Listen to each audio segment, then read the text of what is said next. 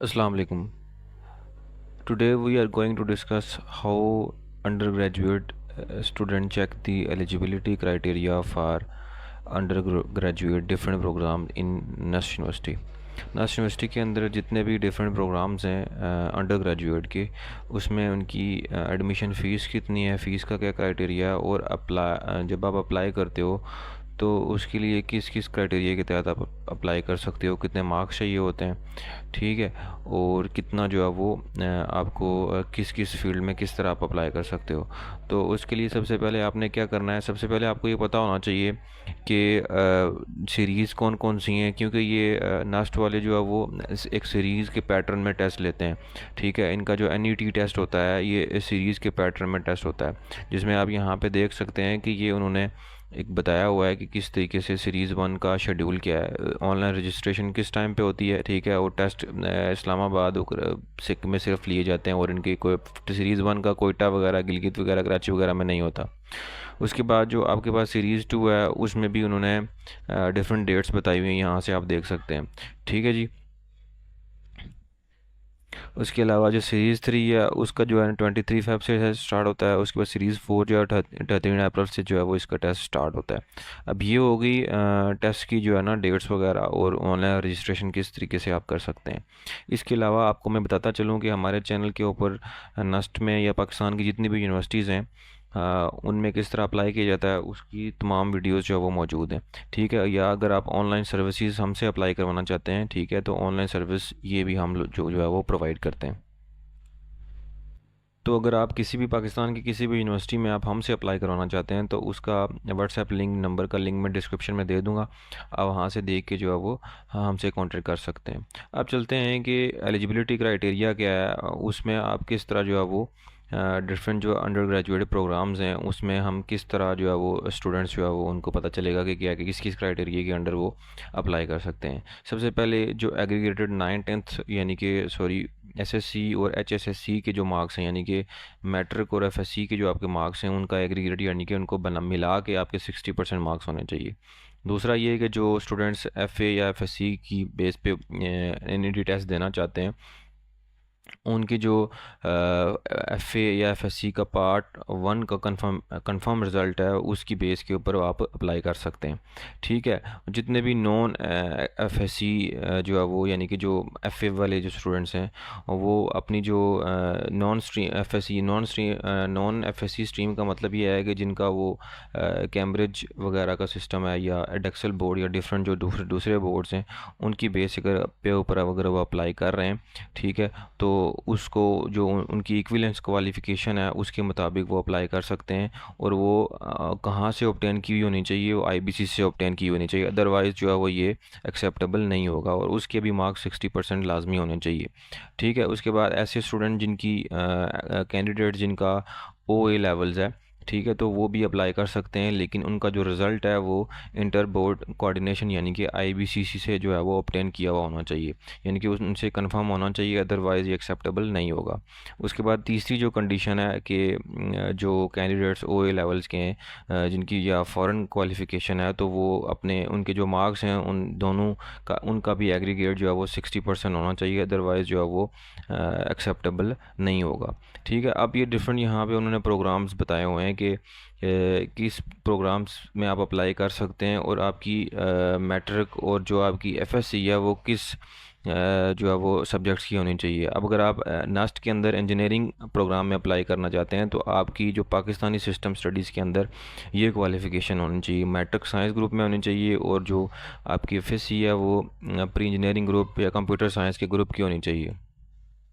अच्छा, उसके अलावा जो प्री मेडिकल ग्रुप के हैं उनकी एडिशनल मैथ होनी चाहिए, अदरवाइज़ वो अप्लाई नहीं कर सकते। या इनका ये होता है कि ये कॉन्डेंस मैथ कोर्स प्रोवाइड करते हैं नास यूनिवर्सिटी वाले, तो उस बेस के ऊपर भी आप जो है वो आगे चला सकते हैं।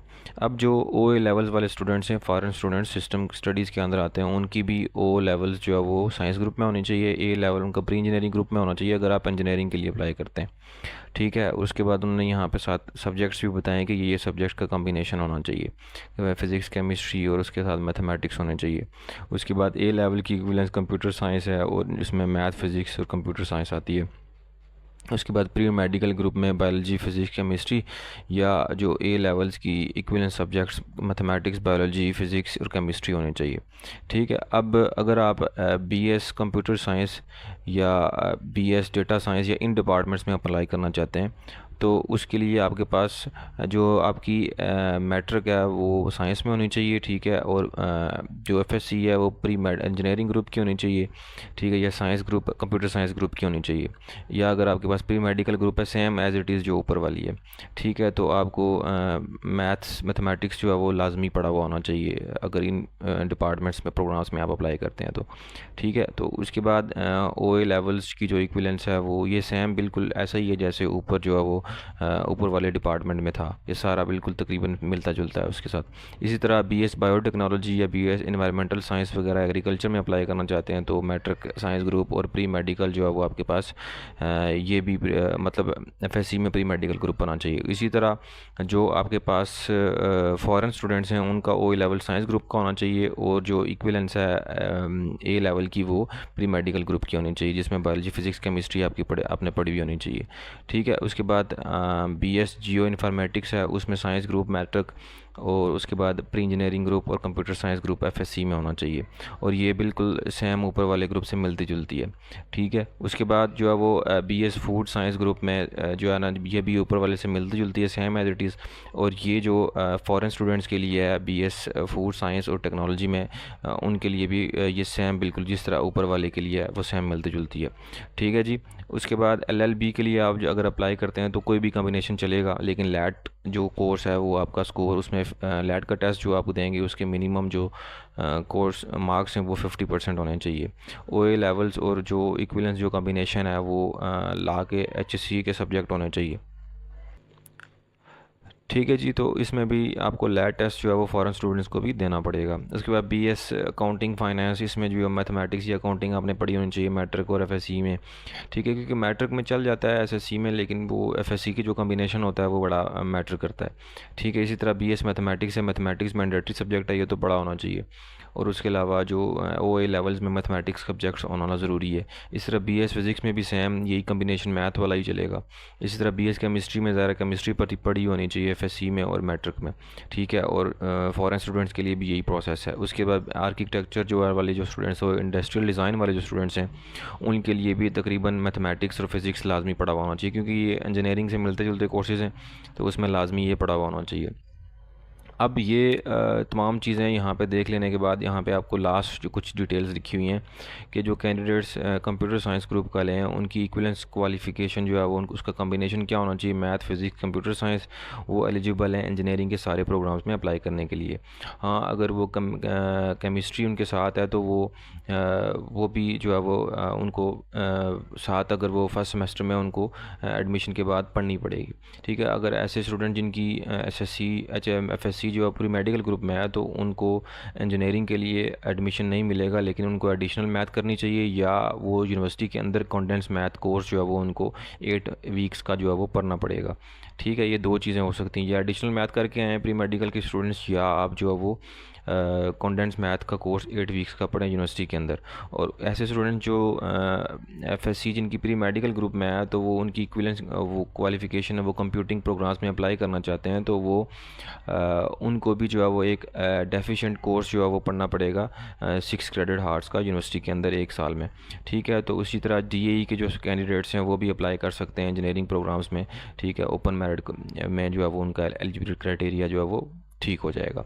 ठीक है, उसके बाद मेडिकल फ़िटनेस में जो है वो ज़ाहिर सी बात है आपको अपने किसी मेडिकल ऑफिसर से सर्टिफिकेट लेना पड़ेगा कि आप मेडिकली जो है वो एलिजिबल हैं। ठीक है, तो ये तमाम डिटेल्स थी एलिजिबिलिटी क्राइटेरिया का, क्योंकि कुछ स्टूडेंट्स को प्रॉब्लम आती है कि किस तरीके से आप एलिजिबिलिटी क्राइटेरिया जो है वो चेक कर सकते हैं। अब हम चलते हैं कि अंडर ग्रेजुएट फाइनेंशियल जो है वो स्ट्रक्चर क्या है, फ़ीस स्ट्रक्चर क्या है पीकेआर में भी और डॉलर्स में भी। ठीक है, तो जो इंजीनियरिंग प्रोग्राम्स है एडमिशन फ़ीस है उसकी तकरीबन 35,000 रुपये। ठीक है, अगर आर्किटेक्ट या सोशल साइंसेज या बिज़नेस स्टडीज़ में आप पढ़ेंगे तो उसकी भी 35,000 है। सिक्योरिटी ये नॉन रिफंडेबल होती है। इसी तरह सिक्योरिटी डिपॉजिट जो है वो सिक्योरिटी जो फ़ी है ये तकरीबन 10,000 है।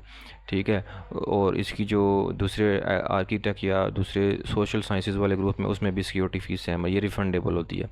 उसके बाद ट्यूशन फ़ी जो है पर सेमेस्टर ये कितनी बनती है, 1,71,350, ठीक है। और ये आर्किटेक्ट वाले department social basic business studies की जो है वो 2,50,000 समथिंग बनती है, ठीक है। और उसके बाद पर सेमेस्टर मिसलिनियस जो चार्जेस हैं, इसके अलावा जो चार्जेस थोड़े बहुत बनते हैं वो 2,700 हैं, दोनों की सेम है, ठीक है। अब यहाँ पे जो है वो ये तकरीबन कुछ वो प्रोग्राम्स थे जो इंजीनियरिंग में कंप्यूटिंग और नेचुरल साइंसेज वाले, अप्लाइड साइंसेज वाले हैं, ठीक है। उसके बाद यहाँ पे लिखा हुआ है कि जो पेमेंट फ़ी है वो किस तरह आपने कर सकते हैं। जो एडमिशन के टाइम के ऊपर जो स्टूडेंट पे करते हैं वो एडमिशन की प्रोसेसिंग फ़ी होती है, ठीक है, और एडमिशन की फ़ी होती है, उसमें सिक्योरिटी फ़ी शामिल होती है। तो जो BBA या BS अकाउंटिंग के जो स्टूडेंट्स हैं, ठीक है, उनकी जो पर ईयर 12,000 जो है वो ये लाइसेंसिंग फ़ी होती है इसके अलावा, ठीक है। बाकी चीज़ें जो होती हैं वो चलान वगैरह में जो है वो मेंशन कर दी जाती हैं, ठीक है, उनके चलान के अंदर हर चीज़ जो है वो ऐड होती है। उसके अलावा जो समर अगर आप लगाएंगे तो उसका पर क्रेडिट हावर 8,000 जो है वो आपको पे करना पड़ेगा। जो जिन लोगों के सप्ली होती है या किसी सब्जेक्ट में उनकी फेल हुआ होता है तो उसका पर क्रेडिट हावर 8,000 पे करना पड़ेगा। अब इंटरनेशनल स्टूडेंट्स के लिए जो फ़ीस स्ट्रक्चर क्या है, जो नॉन रिफंडेबल है वो $600 है एडमिशन प्रोसेसिंग फ़ी।